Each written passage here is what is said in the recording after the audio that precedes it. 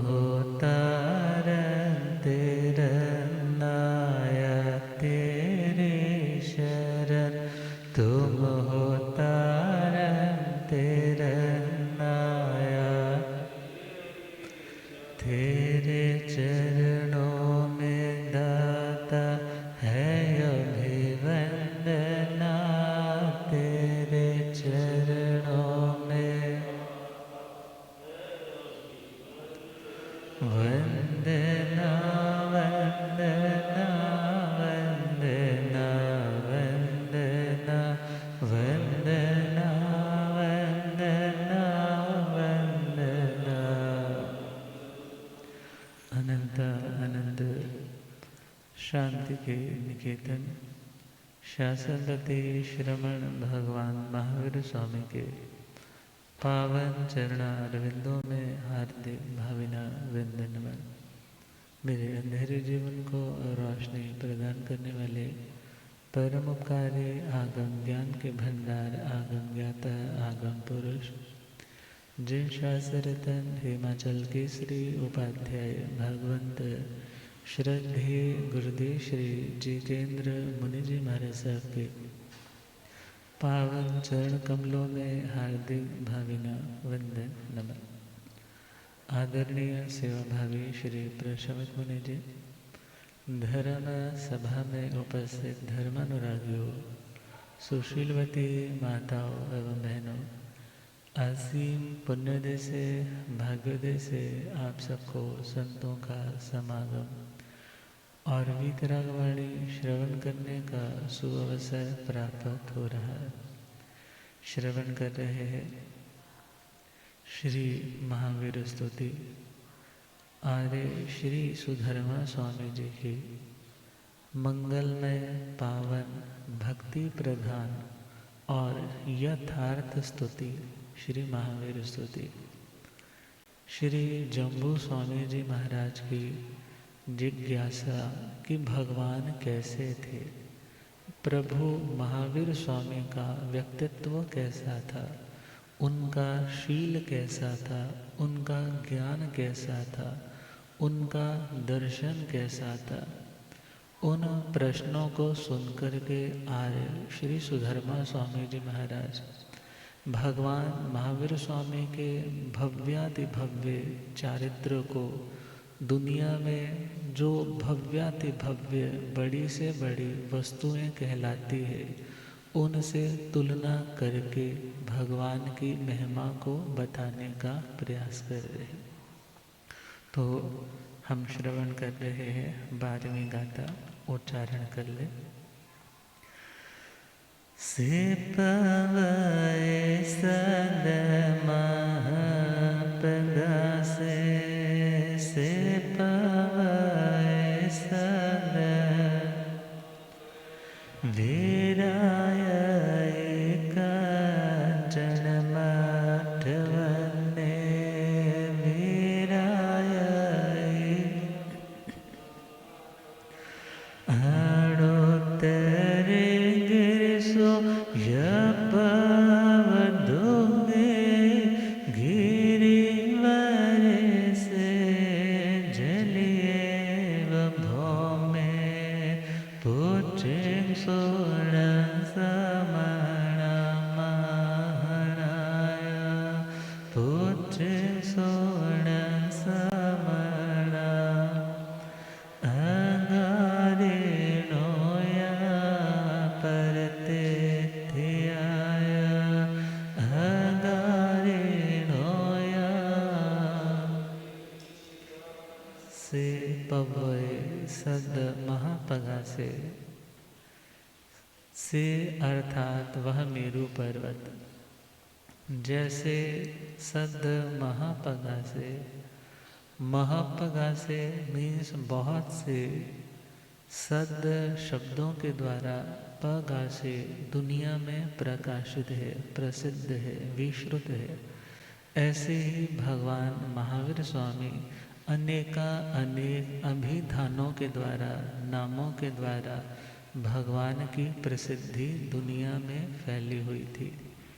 से पव्वय वह पर्वत जिसमें अलग अलग विभाग है, पर्व है। और हर पर्व का, जैसे भारत में भी हर पर्व का एक अपना उत्साह, अपनी उमंग, अपना उसका एक टेस्ट, अपना एक फ्लेवर रहता है। ऐसे ही भगवान की ज़िंदगी के अलग अलग पड़ाव, और अलग अलग पड़ाव में भगवान के भी अलग अलग अनुभव है। और अलग अलग समय में हुई कर्मों की विशिष्ट निर्जरा के कारण आध्यात्मिक आत्मा के गुणों का जो आस्वाद है, वो भी एक अनोखा आस्वाद भगवान ने ग्रहण की।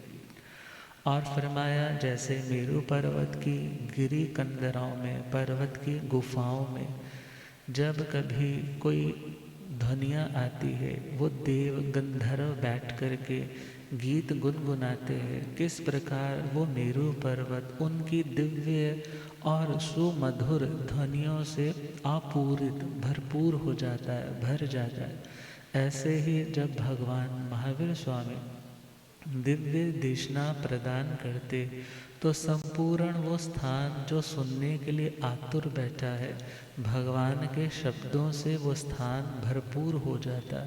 और भगवान की वह दिव्य ध्वनि जिसमें मधुरता है, जिसमें ओज है, जिसमें ग्रामेटिकली कोई मिस्टेक नहीं है, जिसको सुनने वाला व्यक्ति सुनता ही रहे, ऐसी भावना उसके हृदय से प्रस्फुटित पैदा होती। और दूसरा मीनिंग, भगवान के श्री चरणों में जब भव्य जीव जो संसार से तरने की कामना करते हैं, जब उन्हें संसार से तरने के उपाय, मार्ग, मेथड, रेमेडी का ज्ञान होता है, या जब वो अपने पूरा भवों की जानकारी भगवान से सुनते हैं, तो उनके मुख से प्रभु की स्तुतियाँ निकलने लग जाती है। तो प्रभु की स्तुतियों से जिस प्रकार वो सारा सराउंडिंग एरिया भरपूर भक्तिमय बन जाता है, अर्थात जैसे मेरू पर्वत उन ध्वनियों से भरपूर हो जाता था, ऐसे ही भगवान महावीर स्वामी जो मेरू पर्वत की तरह और उनके समीपस्थ बैठने वाले श्रावक श्राविका, साधु साधु या देवी देवता, वो उन्हीं दिव्य ध्वनियों को करने वाले गंधर्वों के समान माने जा सकते हैं। और फरमाया है, वो मेरू पर्वत जिसके अनेकों नाम हैं, कल हमने 16 नामों के बारे में चर्चा की थी। तो जम्बूद्वीप प्रज्ञप्ति के चतुर्थ वक्षस्कार मीन्स 4th चैप्टर में वो 16 नाम आते, जिसमें पहला था मंदिर। अब हम इन्हीं नामों को भगवान के साथ सिमिलैरिटी करके समझेंगे। मंदिर, पहला मीनिंग मंदिर का रहता है जो स्लो होता है, जो धीमा होता है। और दूसरा मीनिंग है जो दृढ़ होता है, जो मजबूत होता है। तीसरा मीनिंग है जो व्यक्ति बहुत हैवी होता है और उसकी हैवीनेस के कारण वो ज़्यादा मूवमेंट नहीं कर पाता। तो भगवान इन दृष्टियों से हम कैसे घटाएं? तो भगवान अपने संयम के मार्ग में दृढ़ थे, सघन थे, और भगवान की दुनिया के प्रति कोई प्रवृत्ति नहीं थी। भगवान यदि दुनिया की प्रवृत्ति आती तो वहाँ मंद हो जाते, और जहाँ धर्म की प्रवृत्ति आती वहाँ तीव्र हो जाते। अर्थात जैसे मंदर पर्वत कभी इधर से उधर होता नहीं, ऐसे प्रभु अपनी मर्यादाओं से कभी इधर से उधर होते नहीं थे। सेकंड मीनिंग है मेरू। मेरू का मतलब है ऊंचा। भगवान का ज्ञान, भगवान की समता, भगवान की सहनशीलता, ये सारे गुण बहुत ऊंचे थे। और तीसरा वर्ड है मनोरम।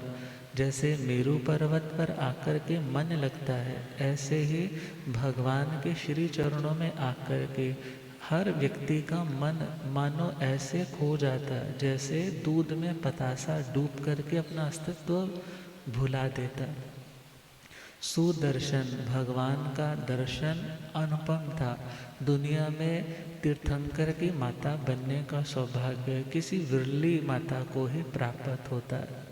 स्वयं प्रभ, भगवान की जो प्रभा, द्युति, कांति, चमक, चमक है वो बाहर के कॉस्मेटिक से आई हुई नहीं, बाहर की लाइटनिंग से आई हुई नहीं, बल्कि भगवान की आध्यात्मिक चमक है जो स्वयं अपनी साधना से पैदा हुई और दुनिया के भव्य जनों को जो प्रमोदित करने वाली, आकर्षित करने वाली। अगला है गिरिराज। गिरि का कल हमने मीनिंग सुना था, जो पूजनीय, आदरणीय होता है।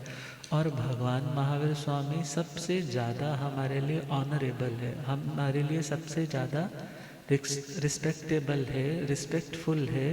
क्यों? क्योंकि भगवान का जीवन ही ऐसा कि उनके प्रति तो हृदय से ऑटोमेटिकली भीतर से ही आदर का भाव उमड़ करके आता है। रत्नोच्चय भगवान ज्ञान, दर्शन, चारित्र और तप के रत्नों से क्या थे? भरपूर थे। उस रत्नों की राशि से भगवान समृद्ध थे। शिलोच्चय, शिला और शिलाओं से जो मजबूत है, उनसे, उनके समूह से जो भरपूर है। भगवान की जिंदगी की शिलाएं कौन सी? शिला मजबूती को बताती है। तो भगवान अपनी मर्यादाओं में पूरी तरह से मजबूत थे। लोक मध्य, मेरु पर्वत को लोक का मध्य बोला जाता है। तो दुनिया के जितने भी भव्य लोक है, दुनिया के जितने भी तरना चाहते हैं, इस भावना वाले, मेंटेलिटी वाले जो लोग हैं, वो अपनी हर क्रिया के लिए सेंटर पॉइंट भगवान को मानते कि भगवान से ही जिंदगी शुरू है, भगवान से ही जिंदगी खत्म है। लोक नाभि, जैसे मेरु पर्वत को लोक की नाभि माना जाता है, ऐसे ही दुनिया के लोग कहते हैं माँ की जो फीड है बच्चे को कहाँ से जाती है? जब गर्भ में होता है तो कहाँ से जाती है? नाभि से जाती है। मानो भगवान ने जो जो कुछ भी ग्रहण किया, जो कुछ भी ज्ञान प्राप्त किया, और हम और आप जितने भी भव्य आत्माएं हैं, वो तो उस बच्चे की तरह है जिसको वो फीड भगवान के ज्ञान से मिलती जा रही है। तो भगवान उस नाभि के समान भी है। और भगवान अच्छे भी है। भगवान दुनिया में सबसे उत्तम भी है। सूर्यावर्त, जैसे सूर्य मेरु पर्वत के राउंड सर्कल्स लेता रहता है, ऐसे ही सूर्य के समान जो तेजस्वी है, जो पावरफुल लोग हैं, वो भी भगवान के इर्द गिर्द हमेशा मंडराते रहते हैं। और सूर्यावरण, सूर्य जैसे सूर्य के प्रकाश को वो मेरु पर्वत रोकने में समर्थ है, ऐसे ही भगवान, यदि कोई व्यक्ति अपने आप को बहुत तेजस्वी कहता हो, बहुत रिद्धि संपन्न भी हो, मगर भगवान उसकी रिद्धि का मुकाबला करने के लिए भी समर्थ है। अर्थात भगवान उसकी रिद्धि की चमक से प्रभावित होने वाले नहीं। अगला है उत्तम। भगवान उत्तम है। दिक आदि, जैसे दिशाओं की आदि मेरु पर्वत के उन रोचक प्रदेशों से होती है, ऐसे ही मुझे क्या करना है, मुझे किस डायरेक्शन में मूव करना है, इन बातों की जो जानकारी या इन चीज़ों का जो डिसीज़न लेना है, वो भगवान को सेंटर में रख कर के भगवान क्या कहते हैं उसके अकॉर्डिंगली वो व्यक्ति आत्मार्थी अपनी दिशाओं का निर्धारण करता है। और अवतंस, भगवान आभूषण है। जिसने भगवान के नाम को अपने हृदय में स्थान दिया, मानो उसने अपने हृदय को आभूषित कर लिया। जिसने भगवान के नाम को अपनी ज़ुबान से गुनगुनाया, मानो उसने अपनी वाणी को आभूषित कर लिया। जिसने भगवान के शब्दों को कानों में स्थान दिया, मानो उसने अपने कानों को आभूषित कर लिया। जिसने भगवान को मस्तक पे स्थान दिया, उसने अपने मस्तक को सुशोभित कर लिया। तो ऐसे भगवान अवतंस के समान थे। वीरायई कंचन मठ वन्य, भगवान विराजमान थे, शोभायमान थे। कंचन मठ वन्य, जैसे कोमल, जो जैसे खुरदरा और एक है कोमल, जो कोमल स्वर्ण है, ऐसे सोने के समान भगवान की देह की कांति, मीन्स भगवान का बॉडी का जो टच की सेंसेशन है वो भी बहुत सॉफ्ट है, और जो देखने में भगवान की सुंदरता है वो भी सोने की जैसे चमक और दमक वाली है। आणुत्तरे गिरीशु यपफ दुग्गे, गिरीशु अर्थात दुनिया में जितने भी पहाड़ है, दुनिया में जितने भी पहाड़ है, उन समस्त पहाड़ों में पहला पॉइंट आणुत्तरे, जैसे मेरू पर्वत आणुत्तर है, उससे और बड़ा पर्वत दुनिया में कोई दूसरा नहीं। ऐसे ही दुनिया में उन पहाड़ों के समान बहुत से साधक हैं जो अपनी मर्यादाओं में बड़े मजबूत रहते हैं, जिनके बहुत से भक्त हैं जो उनकी हमेशा फेरियां लगाते हैं। ऐसे बहुत से लोग हैं जो अपने उस इष्ट, अपने उस गुरु को अपना सर्वस्व मान करके अपनी ज़िंदगी की शुरुआत ही उनके नाम से करते। मगर भगवान उन समस्त साधकों में भी सर्वश्रेष्ठ थे। जैसे वो पर्वतों का राजा मेरू पर्वत है, ऐसे ही दुनिया के साधक वर्ग में जो राजा के समान सबसे उत्कृष्ट है, ऐसे श्रमण भगवान महावीर स्वामी थे। और कहा है पव दुग्गे, जैसे वो मेरू पर्वत बड़ा ही दुर्गम है। दुर्गम का मतलब जहाँ पर जाना आसान ना हो। बड़े बड़े पहले किले बनाए जाते थे, उन किलों को दुर्ग भी बोला जाता है। दुर्ग क्यों बोला जाता था? क्योंकि वहाँ तक पहुँचना हर किसी के बस की बात नहीं होती थी। उसकी चार दीवारी इस तरीके से होती, वहाँ तक पहुँचने का एक अलग ही लेवल होता। और यदि सराउंडिंग में देखें तो आपने बहुत बार देखा होगा कि उन किलों के बाहर वाली साइड पे बड़ी सी एक खाई बनी होती थी जिसमें दलदल भरी होती थी। क्यों? क्योंकि यदि कोई शत्रु आ जाए तो जो ज्वाइनिंग वाला वो पार्ट फट्टा है उसको क्या कर लेते, क्लोज कर लेते। और उसकी दीवारें भी बहुत मजबूत है, और इवन दरवाज़ा है, दरवाजे के ऊपर भी बड़े बड़े वहाँ पर उन्होंने नुकीली कीलें लगा रखी होती है। क्यों? क्योंकि जब कभी शत्रु राजा चढ़ाई करने आते, दरवाजे नहीं खुलते, तो बड़े बड़े हाथियों के द्वारा अटैक किया जाता। तो जब हाथी मस्तक मारते तो उनके वहाँ इंजरी हो सकती। तो ऐसे बहुत तरीके से उस किले को वो अभेद्य बनाते कि कोई हमारी इस प्रोटेक्शन को ज़रा भी भेद ना सके। और जहाँ पर पहुँचना बहुत मुश्किल, बहुत दुखमय यात्रा हो जहाँ तक पहुँचने की, ऐसे स्थान को दुर्गम बोला जाता है। क्या बोला जाता है? और दुर्ग भगवान भी ऐसे ही ऊंचे दुर्ग पर्वत की तरह, जहाँ पर पहुँचना बड़ा दुर्गम था, आसान नहीं था। अर्थात यदि कोई चाहे कि मैं भगवान के, सपोज बोलते हैं ना कि किसी को हराना है तो तुम उसको बातों में उलझा कर के उसको धाराशायी कर देते हो।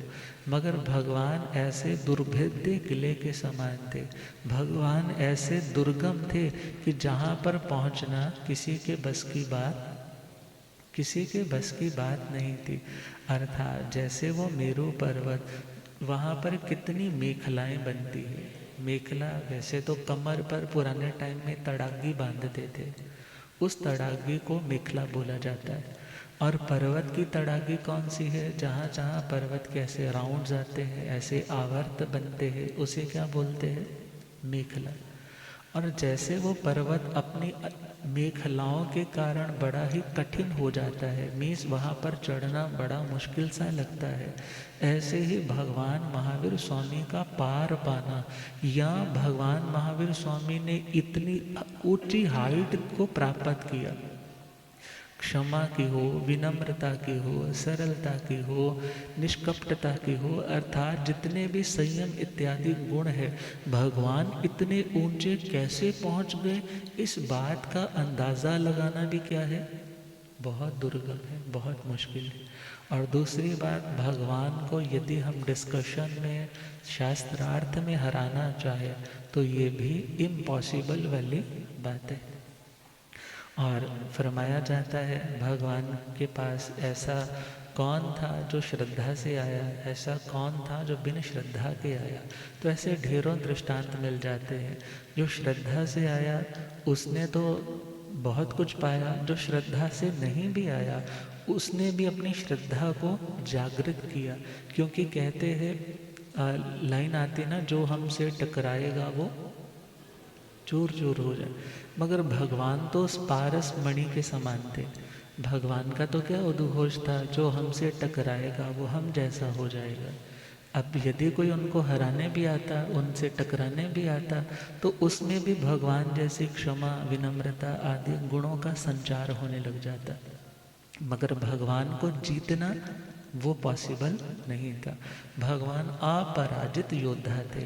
भगवान ना इंद्रियों के विषयों के द्वारा कभी हारे थे और ना ही कभी दुनिया के लोगों की डिबेट में कभी भगवान हारने वाले थे।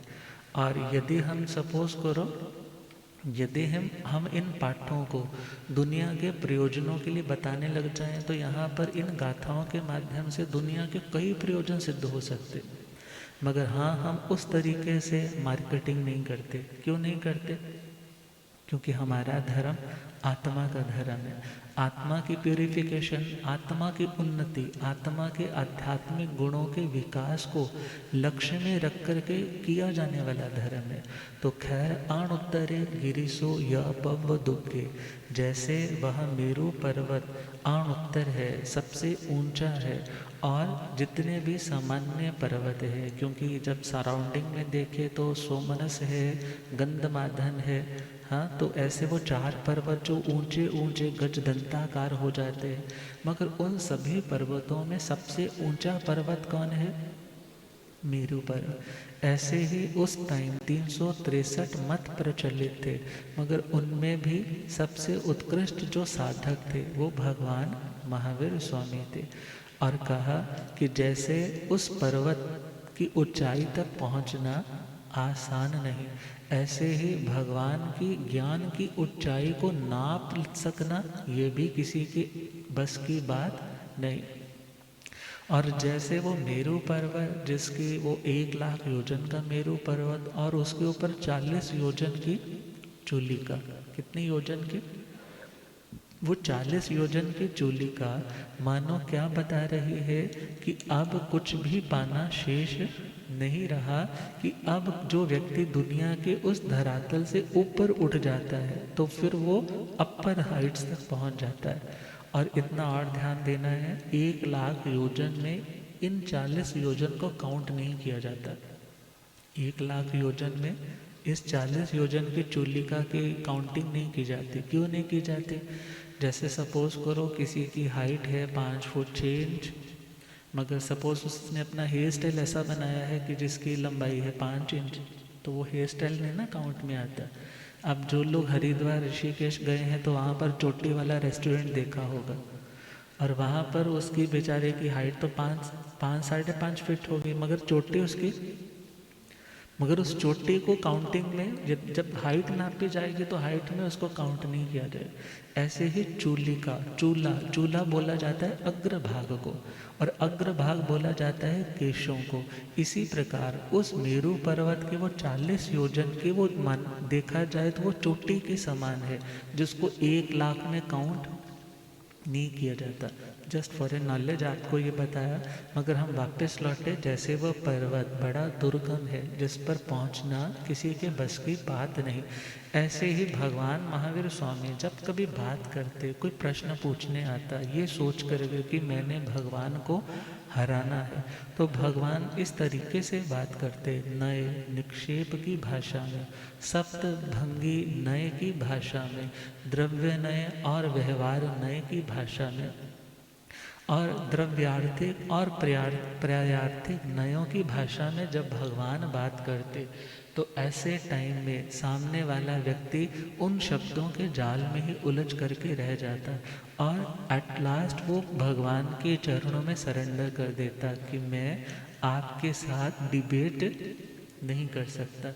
एक छोटी सी एग्जाम्पल आती है, भक्ति जी सूत्र शतक 18वां, उद्देशक 10वां, दशम उद्देशक, वहाँ पर सोमिल नामक एक ब्राह्मण की स्टोरी आती है। तो उससे पहले गुनगुना ले।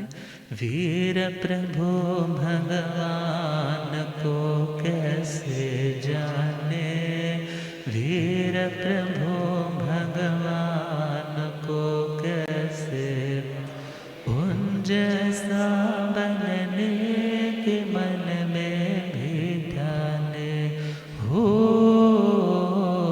वीर प्रभु भगवान उन जैसा बनने के मन में, आर्य सुधर मांझे से पूछे श्री जम्बो, आर्य सुधर मांझे से पूछे, कृपा करो स्वरूप प्रभु का हम जाने, वीर प्रभु भगवान को कैसे जाने, उन जैसा बन। श्रमण सन्मति वर्धमान महावीर आदि शुभ नाम, शब्दों से प्रकाशित करते अनुपम थे हर बार।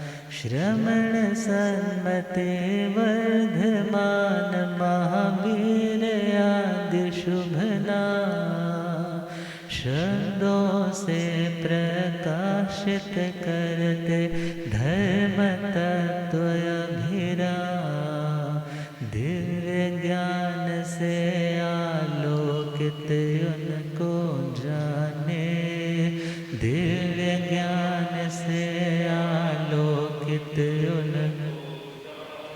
उन जैसा बनने के मन में भी ठाने हो,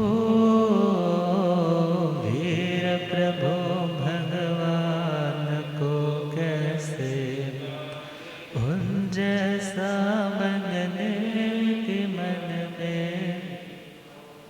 तो भगवान महावीर स्वामी के लिए पहली लाइन में क्या बोला, सद् महापगा से। तो भगवान के श्रमण, सन्मति, महावीर, वर्धमान, त्रिलोकीनाथ, महागुरु, जगत गुरु, जगत नंदन इत्यादि बहुत से नाम, और उन नामों से भगवान दुनिया में विश्व विख्यात भी थे। तीनों लोकों में भगवान पहचाने जाते थे।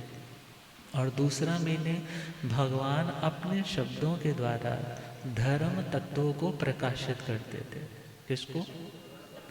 धर्म की उन सत्य बातों को भगवान दुनिया के सामने दिखाते थे कि तुम जिसे आज मानते नहीं हो उनका अस्तित्व है, और जो तुम मान रहे हो बहुत सी ऐसी बातें उनका तो अस्तित्व भी नहीं है। तो शब्दों से प्रकाशित करते धर्म तत्व अभिराम, भगवान धर्म तत्व जो बहुत ही आत्मा के लिए सुखकारी है। धर्म की यदि नॉलेज है, आत्म स्वरूप की यदि नॉलेज है, पर पदार्थ के स्वरूप की नॉलेज है, और उन पदार्थों के रिलेशन की यदि नॉलेज है, संयोग वियोग में बदलेगा इस बात की नॉलेज है, तो फिर वो व्यक्ति प्रैक्टिकली जीने लग जाता है। फिर वो व्यक्ति दुखों के वन में विचरण नहीं करता, फिर वो धर्म के नंदन वन में विचरण करने लग जाता है। तो भगवान महावीर स्वामी के पास सोमिल नाम का ब्राह्मण वाणिज्य ग्राम में भगवान महावीर स्वामी पधारे, और द्युति पलाशक नाम का एक चैत्य, एक ऐसा वन खंड है जहाँ पर चारों ओर तो वृक्ष है और सेंटर में एक थड़ा समझते हैं ना, एक ऊंचा सा ऐसा स्थान जिसके सेंटर में बहुत बड़ा वृक्ष लगा हुआ है, और भगवान वहाँ विराज करके अपने धर्म की देशना देते थे। हजारों लोग आ रहे हैं, और जब लोगों का वो फ्लो जाता हुआ उसी ओर देखा, तो ये सारी स्टोरी किसने सुनी कि भगवान आए हैं ग्रामानुग्राम विहार करते हुए सोमिल नाम के ब्राह्मण ने, जो कोई सामान्य ब्राह्मण नहीं, ऋग्वेद हाँ, ऋग, सामवेद, यजुर्वेद, अथर्ववेद, वेदों का पूरा निष्णात था, नया निक्षेप की भाषा को समझने वाला था और बहुत ही समृद्ध था, किसी से दबने वाला नहीं था। अपने एरिया में एक बहुत ही डोमिनेटिंग पर्सनैलिटी वाला, व्यक्तित्व वाला वो व्यक्ति था। और उसके पास 500 शिष्य पढ़ते भी थे कि उन्हें भी स्कॉलर बनना है, उन्हें भी उन जैसा विद्वान बनना है। तो जब उसने सुना कि भगवान महावीर स्वामी आए हैं, उनके तो बहुत सारे उपासक हैं, तो उसने सोचा चलो मैं भी उनके पास जाऊंगा, कुछ प्रश्न पूछूंगा, बड़े ही टेढ़े से प्रश्न पूछूंगा। यदि वो उन्होंने मेरे प्रश्नों का उत्तर दे दिया तो मैं भगवान को वंदना भी करूंगा, नमस्कार भी करूंगा, परिउपासना भी करूंगा, उनके समीप भी रहूंगा, उनकी शिक्षाओं को सुन कर के जीवन में अपना करके उन शिक्षाओं को भी अपनी ज़िंदगी में समीप रखूंगा। मगर यदि वो मेरे प्रश्न का आंसर नहीं दे पाए, यदि मेरे प्रश्न का आंसर नहीं दे पाए, तो मैं भगवान को उन्हीं के शब्दों में उलझा करके निरुत्तर करूंगा, वंदना नहीं करूंगा। तो इस तरीके से भी वो चैलेंजिंग वे में गया है। अगली सुबह हुई है तो जब ये सारा चिंतन उभरा, स्नान आदि से निवृत्त हुआ, सुंदर कपड़े पहने, वस्त्र आभरणों से सुसज्जित होकर के अपने 100 शिष्यों को लेकर के भगवान के पास पहुंचा। खड़ा है, पंजाबी में कह सकते सुनवट्टा बन के, हाँ, कोई वंदना नहीं, कोई लेना नहीं, जैसे पता नहीं कितना ज्ञान पा लिया हो। मगर भगवान को कोई प्रॉब्लम नहीं थी। आज के सामान्य साधक को मन में आ सकता है उसने ढंग से वंदना नहीं की, उसने तरीके से वंदना नहीं की, उसने तो देखकर इग्नोर कर दिया। मगर भगवान का मार्ग तो शांति का मार्ग, तुम उसकी करने उसकी जिम्मेदारी पे छोड़ दो और अपनी करने अपनी जिम्मेदारी पे रखो, अपने कंट्रोल में रखो। और उसने वंदना नहीं की, भगवान को कोई प्रॉब्लम नहीं।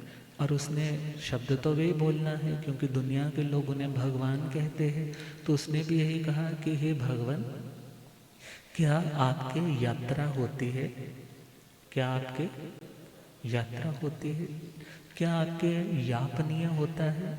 क्या आपके अव्ययवाद होता है? क्या आपके प्रासुक विहार होता है? पहले ये 4 क्वेश्चंस पूछे। तो भगवान ने पूछा, भगवान ने कहा कि हाँ सौमिल, मेरे यहाँ यात्रा भी है, यापनीय भी है, हाँ, और तीसरा अव्ययवाद भी है और प्रासुक विहार भी। पहला पॉइंट यात्रा। यात्रा का मतलब चलना, यात्रा का मतलब आगे बढ़ना, यात्रा का मतलब किसी मंजिल की प्राप्ति के लिए कदमों को बढ़ाना। तो भगवान ने कहा मेरे यहाँ यात्रा है। कौन सी यात्रा?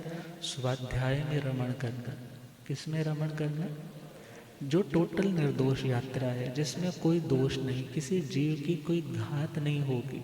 वो कौन सी यात्रा है? स्वाध्याय में रमण करना, मीन्स आगम ज्ञान वो पढ़ते रहना, उस पर चिंतन करना।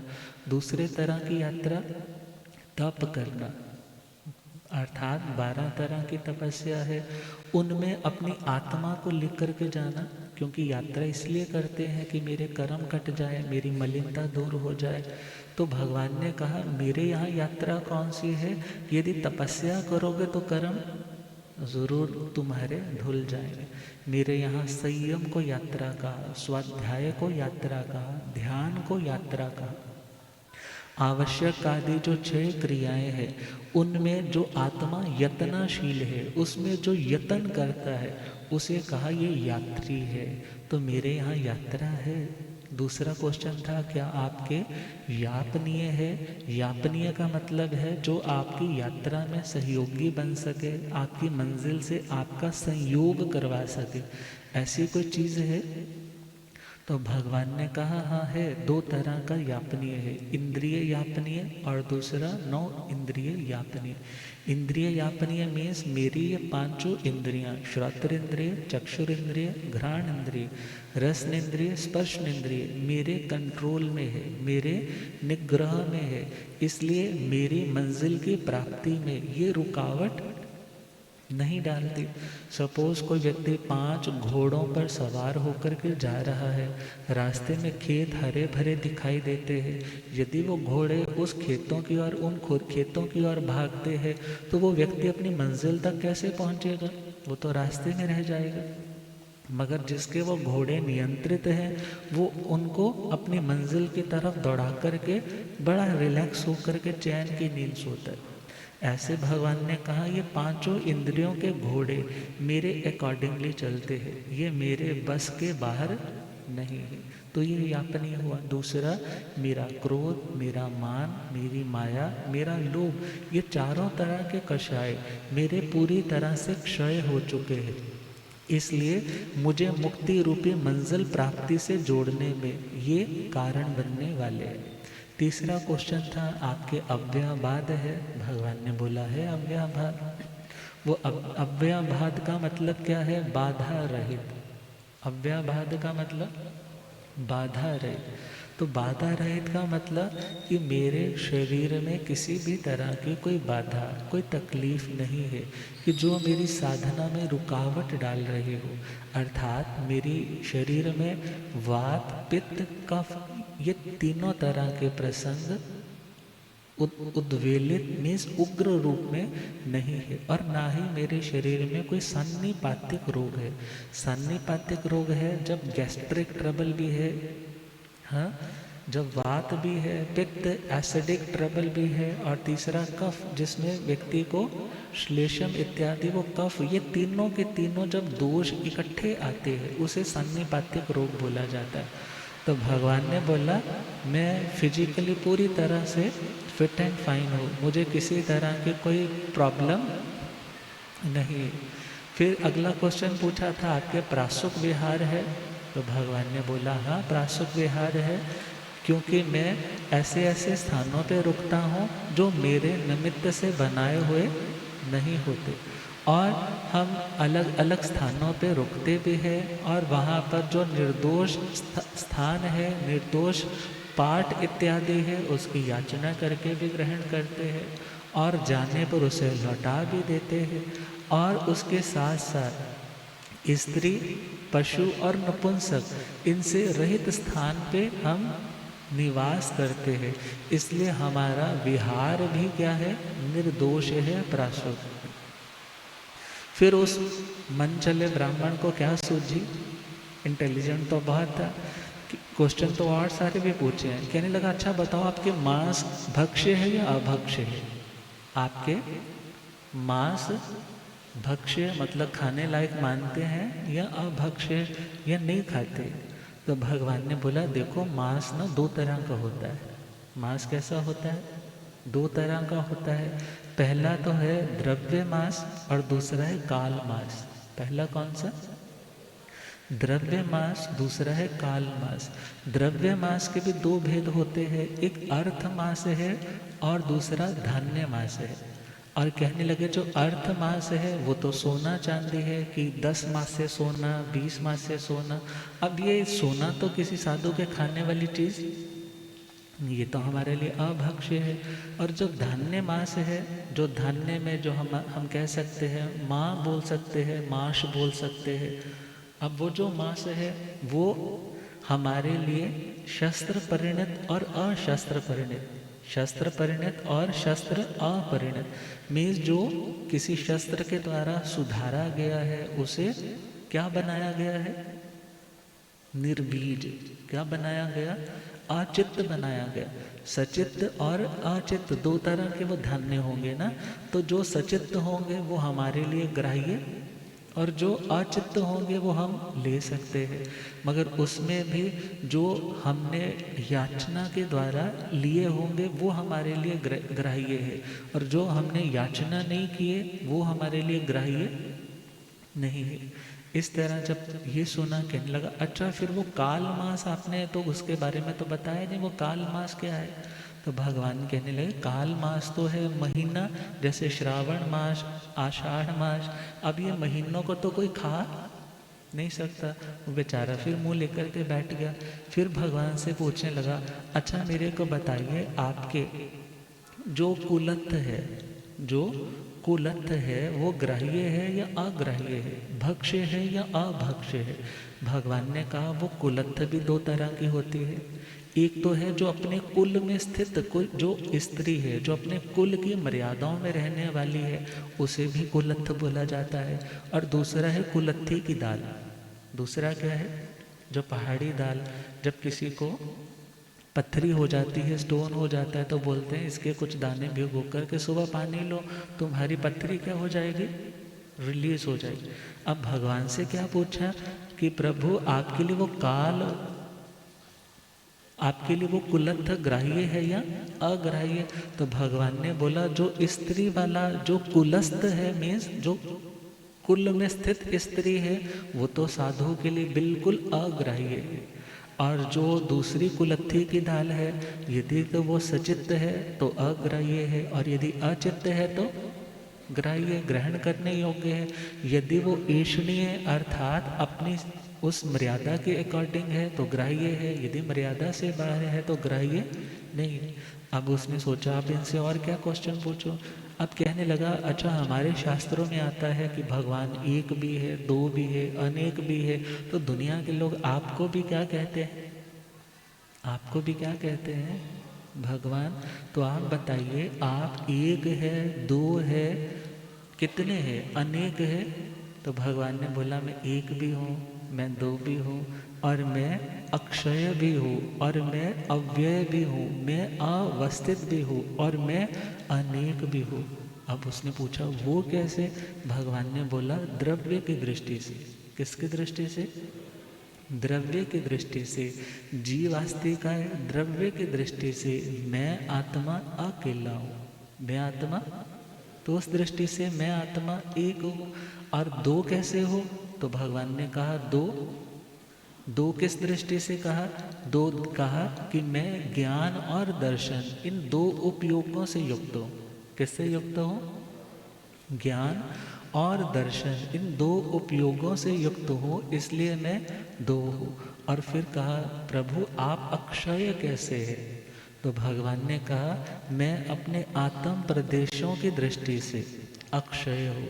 मेरे असंख्यात प्रदेश है आत्मा के, और कभी भी एक भी प्रदेश घटता नहीं है, इसलिए अक्षय हो। अव्यय का मतलब जो वस्तु कभी व्यय को प्राप्त नहीं होती, व्यय का मतलब खर्चा, खत्म होना। तो मेरी आत्मा के प्रदेश भी कभी कम नहीं होते। और अवस्थित का मतलब कांस्टेंट, मेरे प्रदेश आत्मा के जो अनंत काल अनादि काल पहले थे आज भी उतने ही है। और अनेक किस दृष्टि से हो, तो भगवान ने कहा भूत वर्तमान और भविष्य काल की अवस्थाओं की दृष्टि से, पर्यायों की दृष्टि से मैं अनेक हूँ, मैं आनंद हूँ। जब भगवान की इन लॉजिकल बातों को जब सुना तो सोचा कि ये वास्तव में बहुत विद्वान है, और भगवान के चरणों में नतमस्तक हो गए और कहने लगा हे भगवान मैं आपके श्री चरणों में बड़े बड़े राजा, बड़े बड़े सम्राटों की तरह दीक्षा तो नहीं ले सकता सबको छोड़ करके। क्यों, क्योंकि मेरा इतना कैलिबर, इतनी मेरी योग्यता नहीं, मगर हाँ मैं आपके चरणों में 12 श्रावक के व्रतों को अंगीकार कर सकता हूँ। और ऐसा कह कर के भगवान ने कहा जैसे तुम्हारी आत्मा को सुख हो, तो वो जीव अजीव आदि नव तत्वों का ज्ञाता, 12 व्रतों को धारण करने वाला श्रमणोपासक वो श्रावक बन गया। और उसके बाद वंदन करके भगवान के श्री चरणों से वो चला गया। मगर यहाँ हमने क्या समझना है कि जैसे उस पर्वत की ऊंचाई तक पहुँचना बहुत कठिन है, ऐसे ही भगवान की ज्ञान की ऊंचाई तक पहुँचना भी बहुत कठिन है। भगवान को अंदर से जानना कि भगवान कहाँ से ये आंसर दे रहे, ये कितना कुछ कहाँ से बता रहे, जैसे ये चीज़ें इम्पॉसिबल है। कहा वैसे ही मेरू पर्वत के शिखरों तक भी पहुँचना हर सामान्य साधक के लिए पॉसिबल नहीं। और कहा है अगली लाइन में गिरिवरे से जलिए व भूमे, जैसे वह गिरिवर, गिरिवर का मतलब पर्वतों में जो वर है, दो शब्द होते हैं ना, एक वर और दूसरा वधु। वर का मतलब जो श्रेष्ठ है, वर किसे बोला? जो श्रेष्ठ है। और जब हम कभी किसी महाराज के आगे लगाते हैं उपाध्याय प्रवर, हाँ, तो प्रवर का मतलब भी क्या होता है? श्रेष्ठ। वर का मतलब श्रेष्ठ। और यहाँ गिरिवर पर्वत तो बहुत सारे हैं, मगर उन पर्वतों में भी जो श्रेष्ठ पर्वत है वो मेरू पर्वत। गुरुदेव पधारे। हो रब मेरा सतगुरु बन के,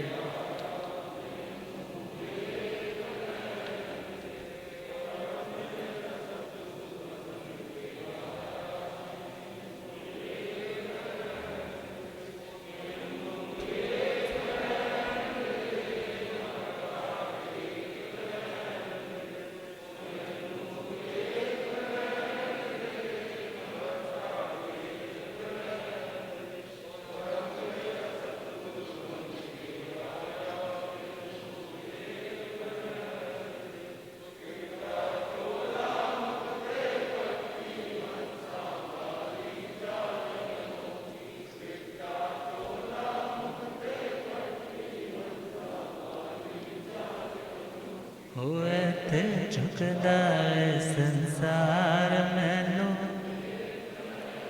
होए थे झुकदा है संसार मैनू, हो रब मेरा सतगुरु बन के आया मैनू। ओ पौंदे पौंदे पानी देना, सुके बूटे हरे कर देना। पौंदे पौंदे पानी, ओ केड़ा माले बन के आया मैनू, हो रब मेरा सतगुरु बन के आया मैनू। बोले आगम ज्ञाता आगम पुरजन शास्त्र तन हिमाचल केसरी उपाध्याय भगवंत श्रद्धे गुरुदेव श्री जितेंद्र मुनि जी। तब मात्र एक चरण रह गया है, उसको हम कल डिस्कस करेंगे कि किस तरह से वो भौम की तरह, अब भौम मंगल ग्रह के लिए भी आता है, भौम पृथ्वी का एक परिणाम, मीन्स पृथ्वी की ही एक इकाई, उसके बारे में भी आता है। तो किस प्रकार भगवान उस ज्वाज्वल्यमान, उस तेज से दीप्त मंगल ग्रह की तरह थे, तो उसके बारे में कल चर्चा करेंगे। आप गुरुदेव कृपा फरमाएंगे। ओम शांति।